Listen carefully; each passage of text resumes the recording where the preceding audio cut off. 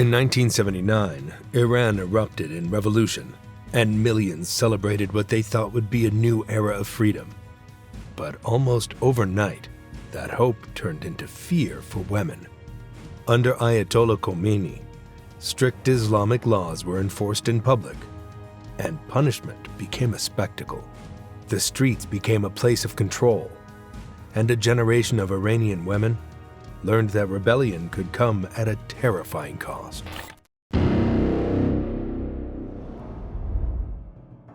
Before the revolution, women in Iran had legal rights that were rare in the region at the time.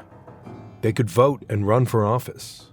Women worked as doctors, lawyers, teachers, and civil servants. Some served in parliament and held senior government roles. The family protection law gave women the right to ask for divorce and limited men's ability to take multiple wives. It also raised the legal age of marriage for girls to 18. These laws were not perfect, but they gave women a sense that their lives and choices mattered under the law.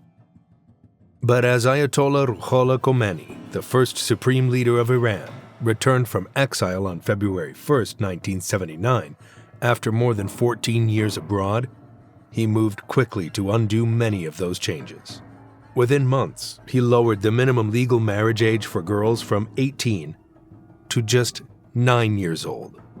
He removed women from judgeships and barred them from holding high political office. The new system did not see women as equals in public life. The revolution that had promised justice and dignity was already taking power away from half the population. Just days after consolidating control, Khomeini made a decision that would shape daily life for decades. On March 7, 1979, he announced a new rule about women's appearance. He declared that all women working in government offices must wear the Islamic hijab. He framed uncovered hair as immoral and described it as a form of nakedness. This was not presented as advice or a suggestion. It was a command from the highest authority in the country. The impact was immediate. Government buildings began enforcing the rule right away. Women who showed up to work without a head covering were told to leave. For many Iranians, this announcement came as a shock. Until that moment, Khomeini had not openly stated that hijab would be compulsory. Many women believed religious dress would remain a personal choice. Overnight, that belief was gone. The next day, March 8, 1979, thousands of women took to the streets of Tehran and Qom. The timing mattered. It was International Women's Day, and the protest became a direct response to the hijab decree. Women from different backgrounds joined in. Some were students, others were professionals, and many were mothers. Some were religious, others secular. What united them was the belief that the revolution was being taken away from them. They marched openly, without hijab, knowing exactly what they were defying. They carried banners and shouted slogans. This was not a small or quiet protest. Supporters of Khomeini quickly moved to confront the demonstrators. Pro-Khomeini militiamen and Revolutionary Guards surrounded the crowds. They shouted threats and tried to intimidate the women into leaving. At several points, they fired warning shots into the air to scare people away. Despite this, the protests did not stop. The women returned again and again, holding their ground for 6 straight days, from March 8th to March 14th, 1979. This became the first major public protest against the new Islamic Republic. The scale of the resistance caught the authorities off guard. For a brief moment, it appeared the pressure had worked.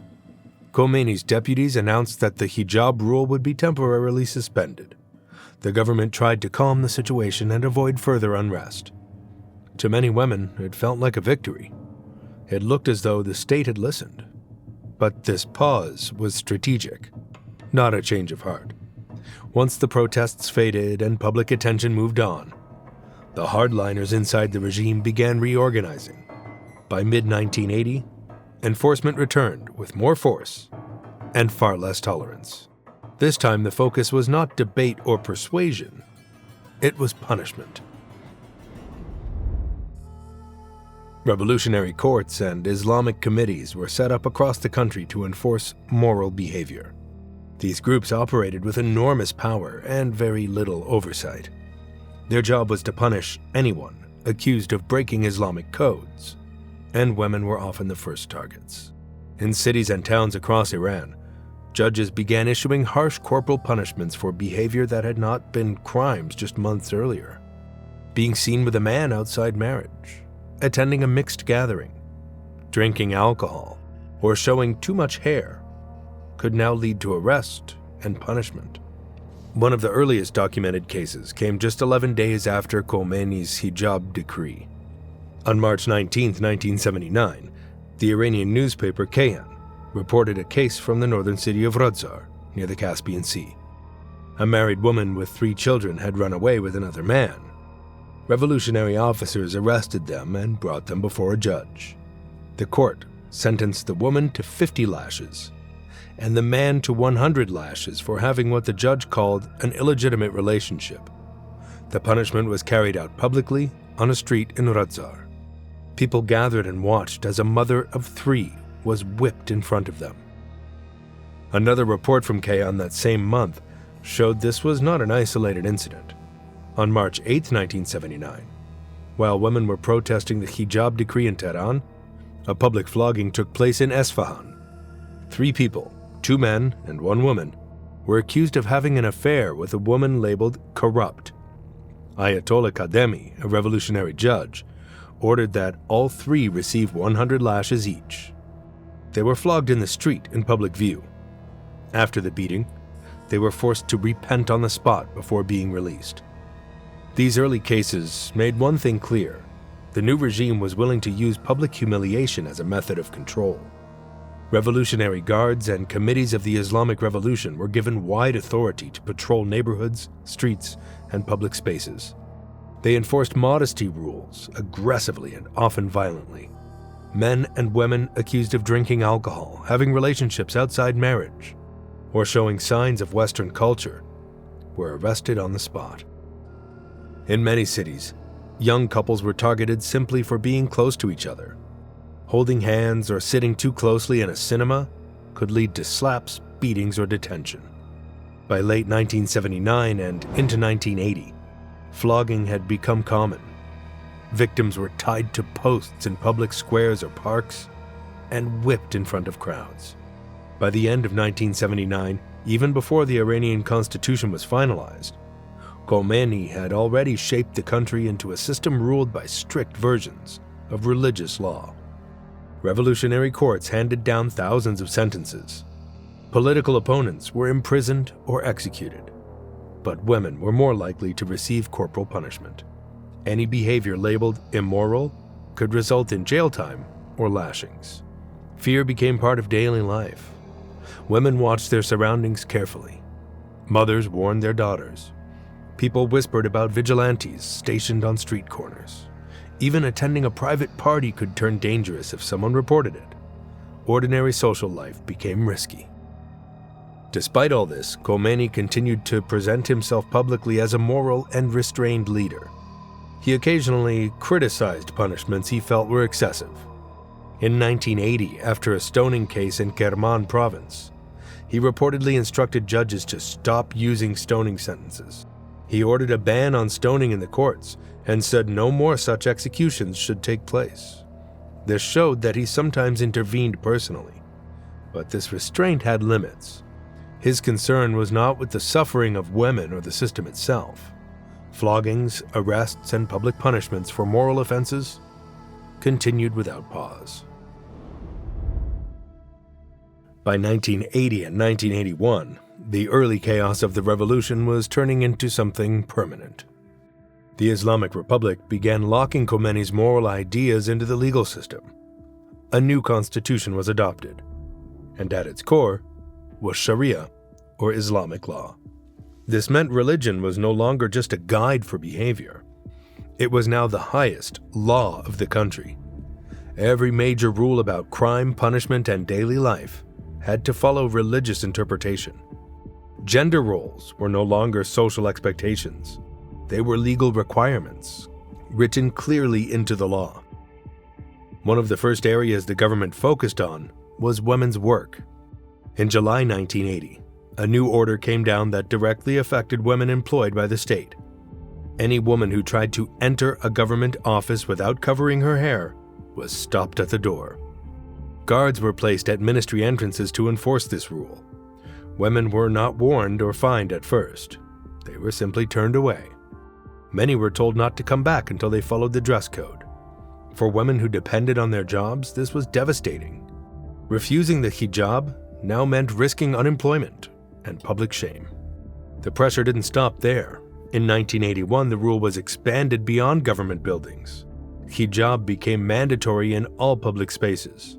Streets, buses, shops, and parks were now included. Checkpoints appeared in cities where officers stopped women to inspect their clothing.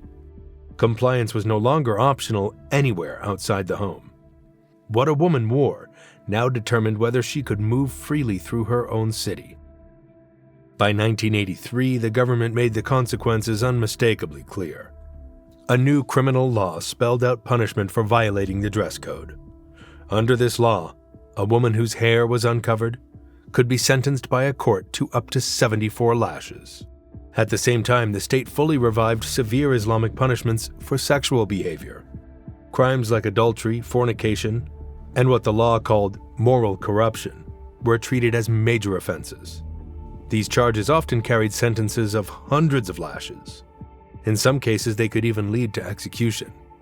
During the early 1980s, thousands of women and men were sentenced to flogging, especially for accusations related to adultery or corruption on earth.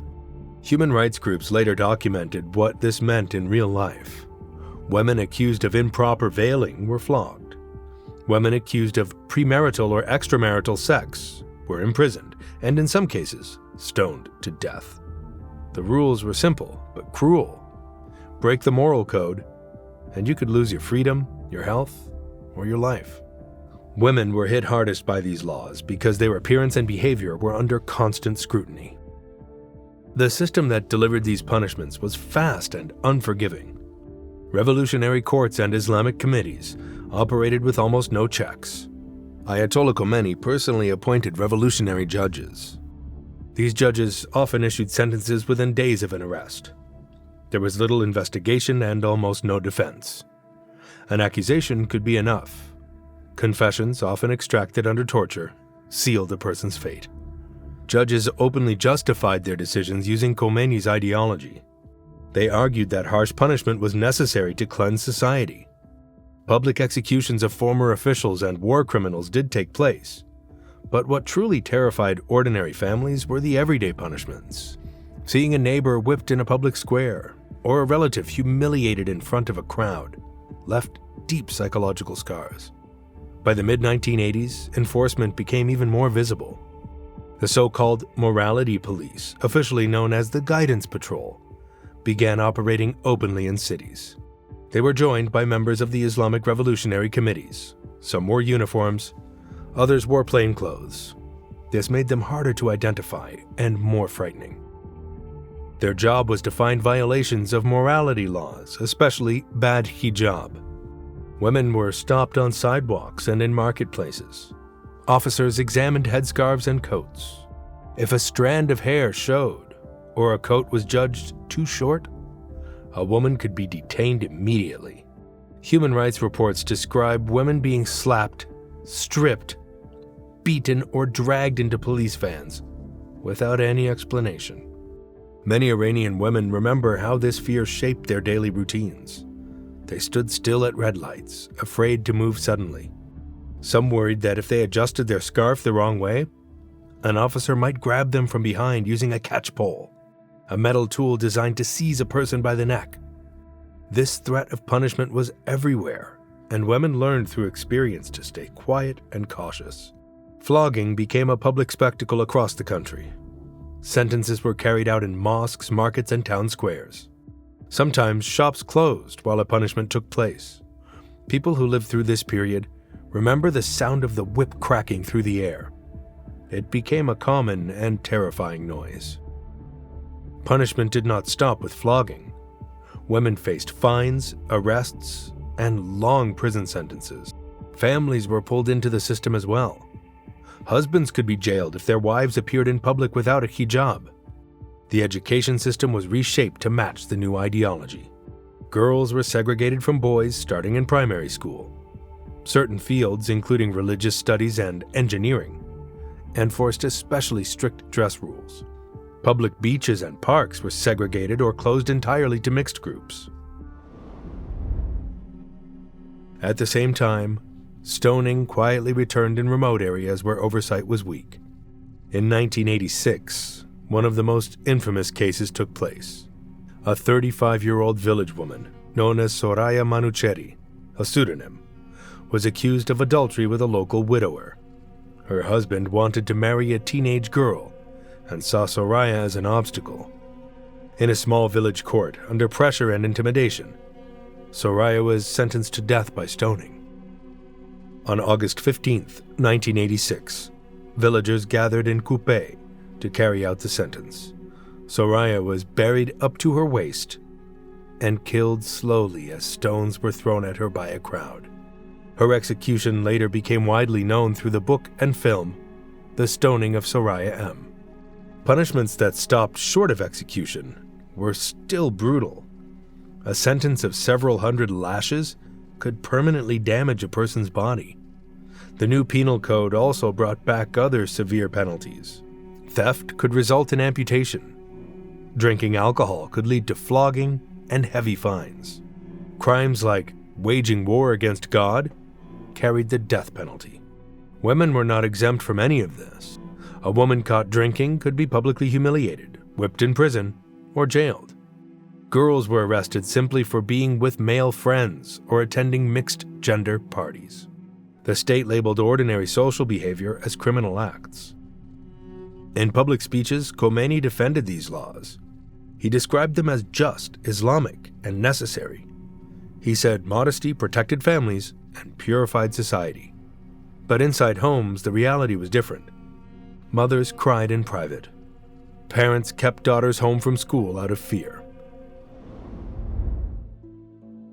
By 1989, Ayatollah Khomeini was old and seriously ill. The revolution that had once filled the streets with hope now felt distant and broken for many Iranians. What Iran had become instead was a country shaped by fear, war, and constant surveillance. The Iran-Iraq War had taken hundreds of thousands of lives. Political purges, executions, and prisons had torn families apart. And for women, daily life had become a careful exercise in avoiding punishment.